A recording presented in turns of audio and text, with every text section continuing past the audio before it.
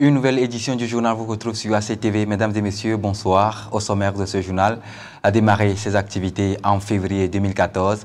Le Centre de développement des enfants et jeunes, la Paix du Seigneur, célèbre ses 10 ans d'existence. Une conférence de presse de lancement a donné le ton au démarrage des activités. L'investiture d'Azali Assoumani aux Comores, le chef de l'État sortant, a prêté serment pour un nouveau mandat de 5 ans après une réélection le 14 janvier dernier, élection dès le premier tour dont les résultats sont toujours contestés par l'opposition.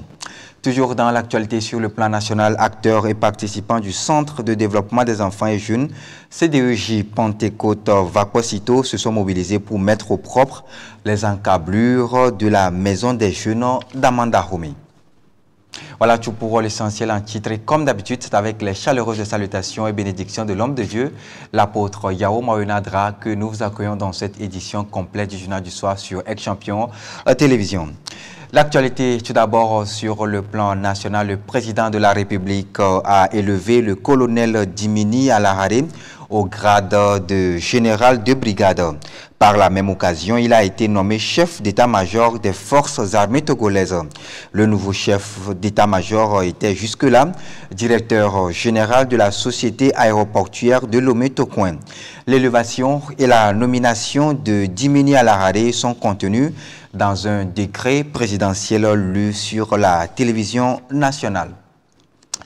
Il y a de cela 10 ans que le Centre de développement des enfants et jeunes, CDEJ, la Paix du Seigneur, démarrait ses activités au profit des enfants de la communauté de Tchévier d'Aviemondji. Une conférence de presse s'est tenue dans les locaux du centre ce week-end pour lancer les festivités marquant les 10 ans d'existence du CDEJ. Akpidji Agbeka pour le compte-rendu de cette conférence de presse.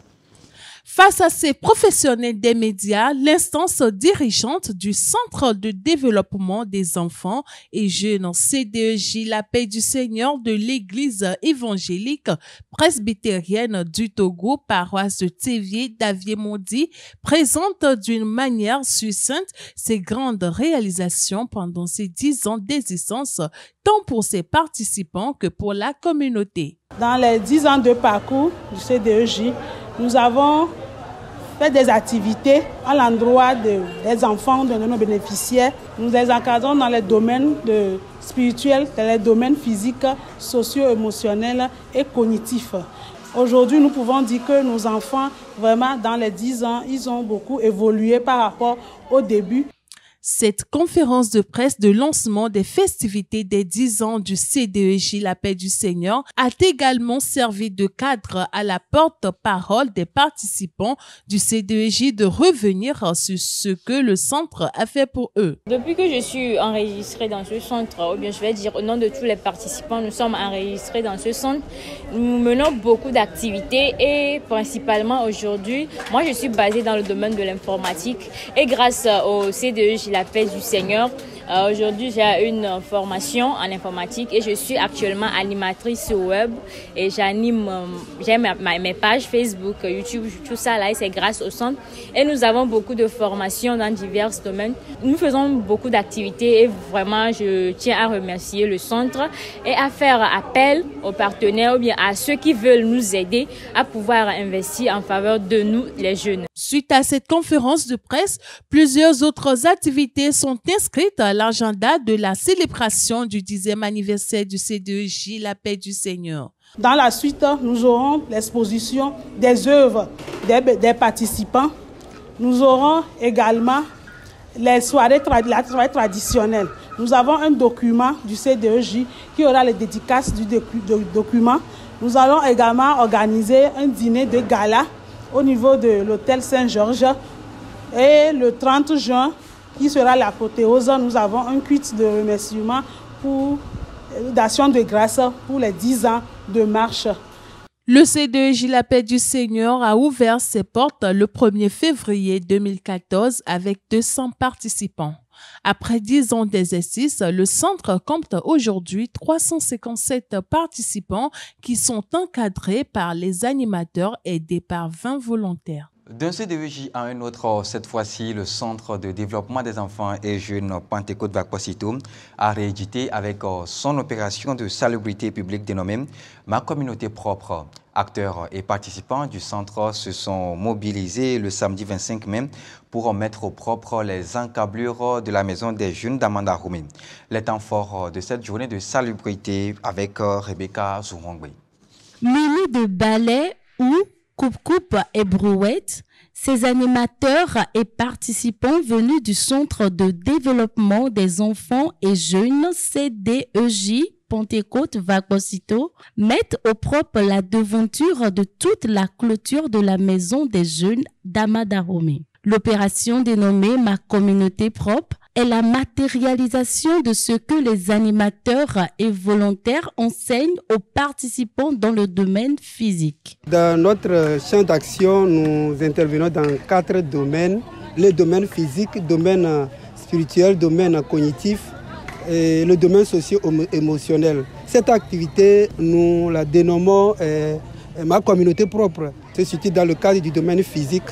Et chaque année, nous faisons des activités de salubrité publique dans notre communauté. Nous enseignons aux jeunes, à nos enfants, comment prendre en charge de leur environnement. Et c'est la phase pratique. Le choix de la maison des jeunes, c'est un cadre public. Et nous avons vu que le cadre là, nous devons faire quelque chose pour la propreté du milieu. Et c'est à ce lieu aussi que nous avons l'habitude de faire nos activités sportives.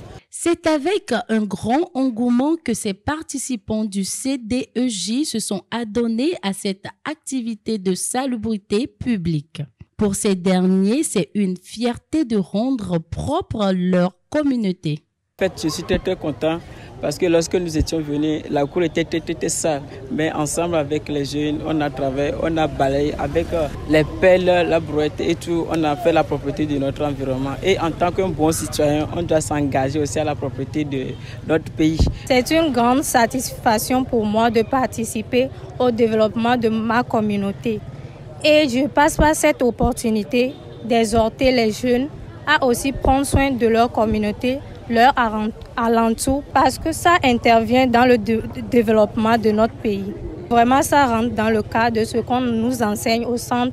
Ça fait partie du domaine physique que nos tontons nous enseignent chaque fois. Donc, c'est une bonne opportunité pour nous. C'est également un sentiment de satisfaction qui anime l'équipe dirigeante du CDEJ à l'issue de l'opération Ma communauté propre. Malgré la pluie et le temps menaçant, ces participants se sont mobilisés pour la réussite de cette énième activité de salubrité publique. Vraiment, c'est un sentiment de satisfaction. Vu l'engouement que les jeunes, les enfants et les jeunes ont manifesté au cours de cette activité. Malgré la pluie, ils sont massivement là et ils ont fait le boulot.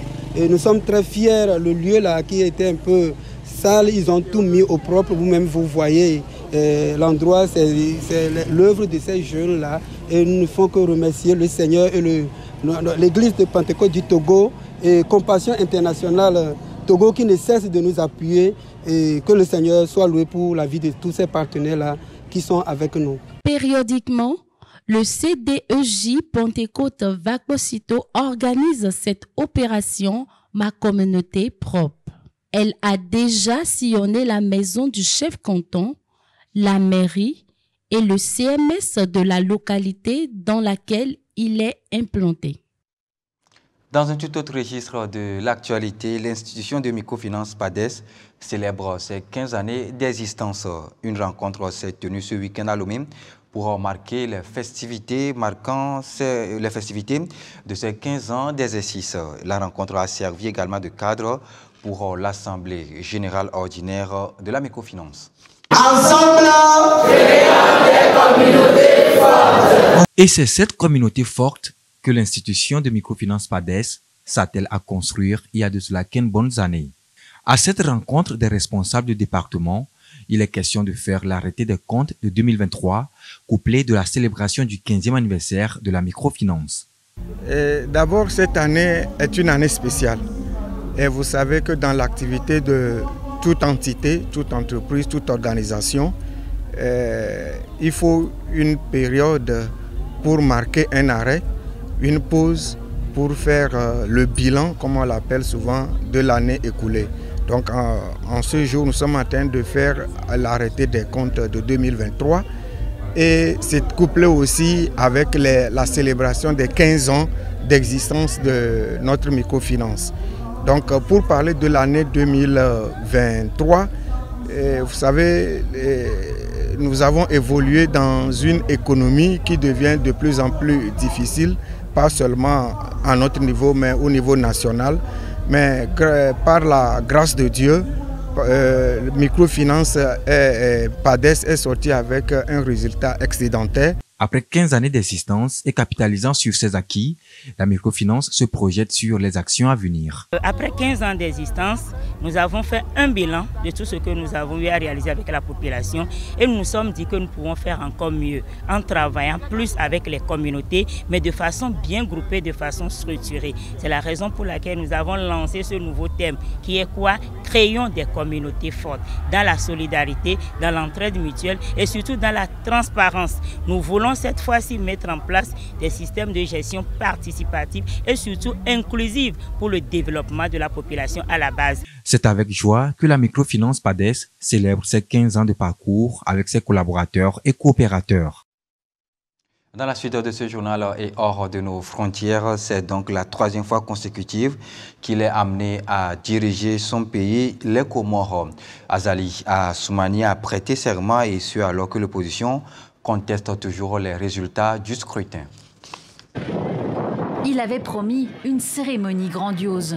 Sous le soleil matinal de Moroni, Azali Assoumani a prêté serment ce dimanche sur la scène du stade omnisport de Malouzini, entouré de quelques centaines de supporters et de ses soutiens africains et asiatiques dans les tribunes. Je mettrai tout en œuvre pour garantir la paix, la sécurité, la cohésion nationale et l'intégrité territoriale de notre pays. Un événement sous haute surveillance et loin des électeurs qui attendent pourtant beaucoup de ce second mandat. Parmi eux, Anazra Mohamed, qui gère depuis 11 ans sa petite entreprise de transformation de produits locaux dans le nord de la capitale avec beaucoup de difficultés. C'est compliqué quand on a une unité de production et qu'on peut travailler que quelques heures dans la journée parce que voilà, il y a un manque d'électricité. C'est compliqué de tenir. Également au niveau de l'eau, avoir de l'eau régulièrement, etc., de l'eau potable. Et aussi au niveau de la logistique. Les Comores ont l'une des économies les plus faibles d'Afrique de l'Est et le manque d'infrastructures de base comme les routes limite le développement économique du pays. Conscient des défis à relever, le gouvernement affirme redoubler d'efforts pour rattraper ce retard. On le sait très bien, la croissance sera portée par le secteur privé, les acteurs économiques. On a mis 5 milliards par exemple de garanties pour soutenir nos opérateurs économiques. Il y a eu plus de 4 milliards qui ont été donnés aux jeunes entrepreneurs dans différents secteurs, notamment dans la transformation comme dons. Donc beaucoup d'initiatives ont été prises.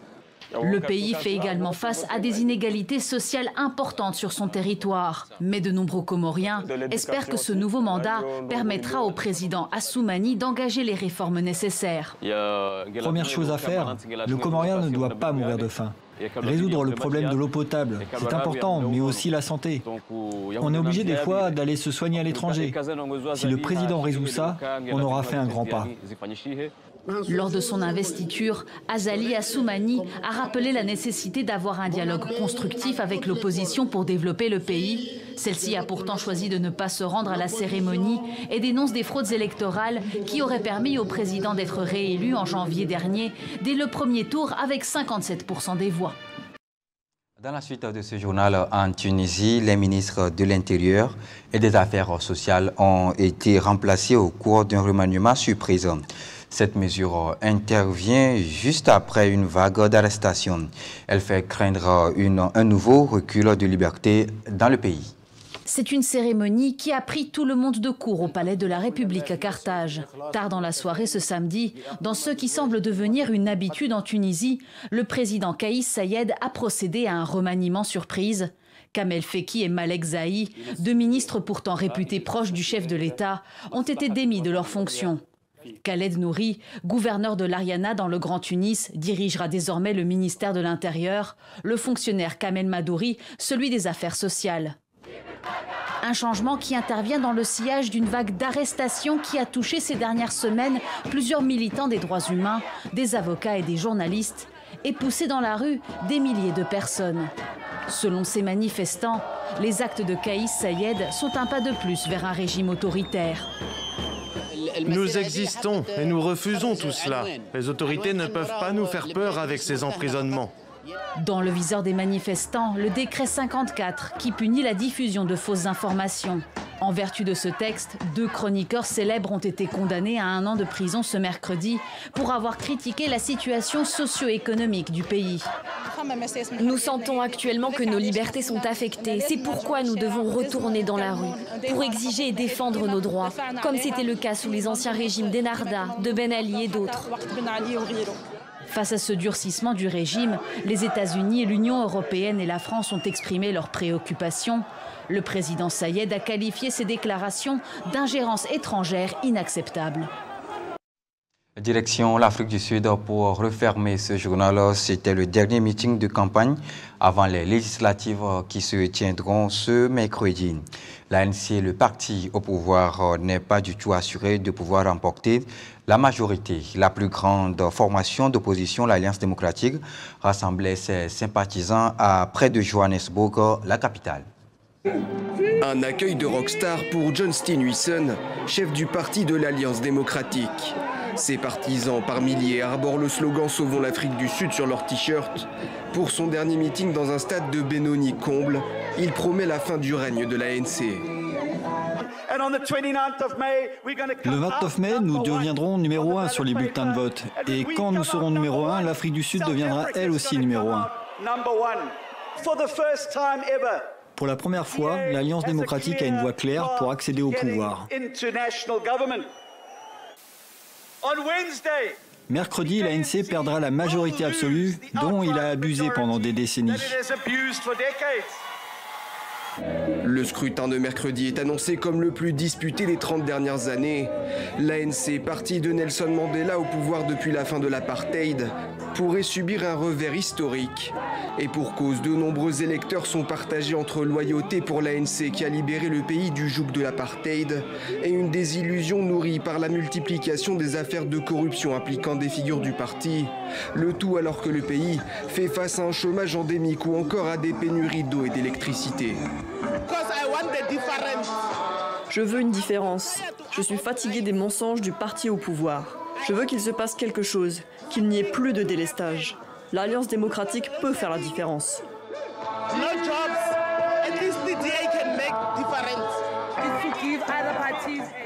C'est ce que nous devons faire maintenant, c'est donner leur chance à d'autres partis.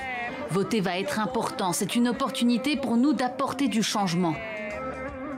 Le 29 mai, ils seront plus de 27 millions d'électeurs sud-africains appelés aux urnes.